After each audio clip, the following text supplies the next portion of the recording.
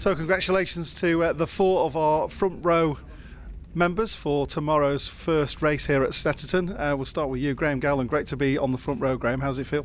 Yeah, really good. It's been a difficult year up until this point, and we've kind of gone back to keeping it simple basically with the bike, and it's made a big difference to us this weekend. You know, the team's a lot stronger, and looking forward to the race now. How does it feel? Because you've kind of been trying to find your way with the bike for the opening rounds. How does it feel now to be looking as though you might be getting there? Yeah, no, it's looking a lot better for us. You know, the whole team's a lot happier.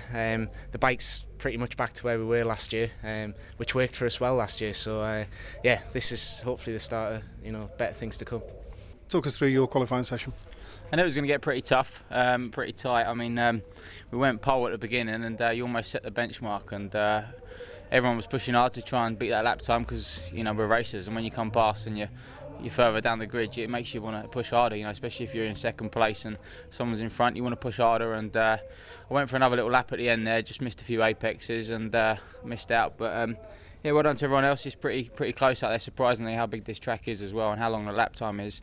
The times are pretty tight and pretty close. So I think everyone's in the same sort of position. We can all sit here and lie, but it's going to be a long race tomorrow with the tyres and stuff. We've been testing a few different compounds, and I've been fairly consistent on both of them. But one of the tyres, SC1, I think that's predominantly a lot of people are looking at. So we'll just get out there in a race tomorrow and chip away and pull in maybe and put a bit of traction control on it halfway through. You haven't taken a victory here at Snetterton yet. Is that going to change tomorrow?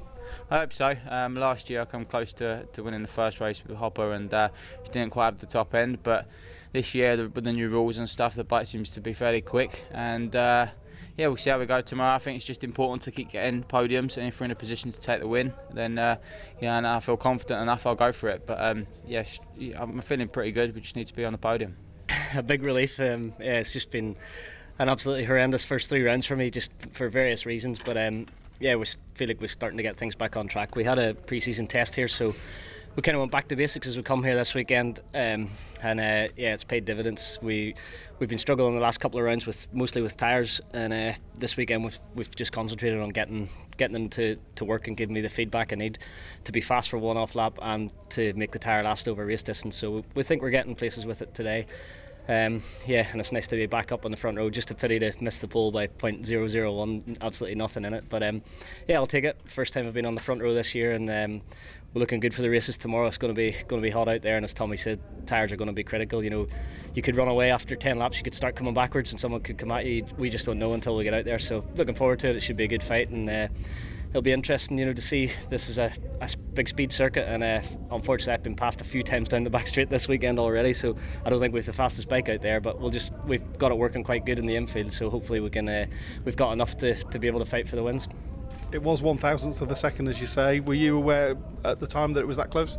No, I knew it was going to be pretty close for it, but I'd done my first lap 49.0. Wasn't great. The second lap I made a couple of mistakes, and it was 48.8, and I was like, right, this is it. And the last one I came across the line, seen 48.4, and I was like, it might be enough, but I didn't know until I came around. The boys said I just missed it, so yeah, still happy enough. But yeah, you're always gutted when you just miss out by something as margin as small as that. You just think, where could I have got it? And there's probably a few little areas I could have got a little bit more, but yeah, I'm happy enough where I'm sitting now, so can't complain. And plan for the 2 races tomorrow? Yeah, just take them as they come. It's going to be hard on tyres, and it's kind of one of those things. You take it if you get a break at the start, you maybe try and get away, but I doubt it very much. Everyone seems to be on a similar pace. I think Josh and Tommy, and although Shakey's not up here, he's been setting some good lap times all weekend, so I think there's a few of us that could be in there in the battle at the front, and we'll just see how it goes and maybe learn a bit from race 1, and then hopefully it'd be nice if I could be the 7th winner of the year. There's been 6 different winners, and hopefully it's my turn this time. Congratulations, Michael. Glad to have you back on the front row. And let's turn to our pole sitter for tomorrow's first race. Second pole of the year for Josh Brooks. Got to be feeling good, Josh, especially with that 1,000th of a second gap.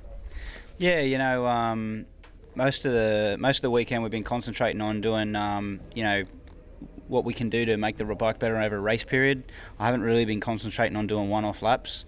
The guys have picked up on some key elements like the tyres, are going to be a problem during the race tomorrow. It's going to be a case of trying to manage it, and but then also whether you go out hard early and make a gap, or then you fade, or if you try and conserve it but then you drop back into the bunch. How do you know how to control a race when the tyres are going to come into play. And Tommy said about the traction control, mine doesn't seem to be working that well either, because the guys must have changed the setting, because I nearly crashed about 3 or 4 times in the qualifying then. So I'm actually really not surprised, but I mean, when it got to qualifying, I was like, right, forget about the bike, let's just go and see what we can do. And I knew I could go quicker than what I'd been going, but I was actually a bit surprised to see 48.4 on the dash. And when I seen it, I didn't know what other people were doing. I thought 48.4 was a pretty fast time. It must have been close to the front. But these guys around me always surprise me and pull out quite extraordinary times. So I wasn't gonna get too excited until I got back to the pit and found out. But delighted to get the pole position, and for it to be so close too was like I was in the pit box watching. I'm thinking, oh, what's going to happen? Because I knew I'd done the best I could do. There was nothing more, But to see Michael there on the screen going very close, and we're sort of just waiting to see what happened. It was a good relief.